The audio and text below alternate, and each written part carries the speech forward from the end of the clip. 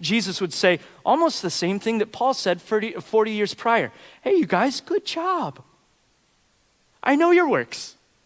I know your toil. I know your patience. I know you can't bear with evil apostles. You test them. You find them to be false. I know you're enduring patiently. You're bearing up for my name's sake. You've not grown weary. You're getting stuff done. There's revival happening in your midst. You've got charismatic speakers, and you've got community groups, and things are just blowing up. And you've got a missions team now and a missions department. You're sending people all over the world, and the coffee outside actually tastes really great. Like, good job with that. But I have this against you. You left your first love. Jesus is saying the same thing that Paul was warning about. Don't lose sight of your identity in Jesus Christ. All that he has done for you because of his love for you. Who we are in Christ, not what we do for Christ. Paul is desperately wanting the Ephesian church, and I would dare say reality in Los Angeles, reality in Santa Barbara, to grasp this. All I want is for someone to hear my voice. Out of everything else I could do, this would be my choice. With the crowd, I want to laugh, cry, love, and rejoice. I don't care if I ever own a big house or drive a Rolls Royce. What I want is to touch people's hearts.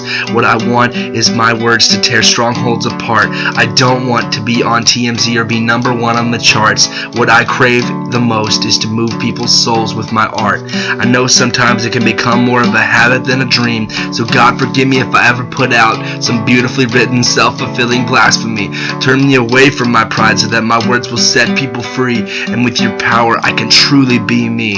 Open the eyes of my ever-changing heart so that I can see what ails listeners' souls and how I can show them what they would really be, and how we can turn up the heat without turning off the AC.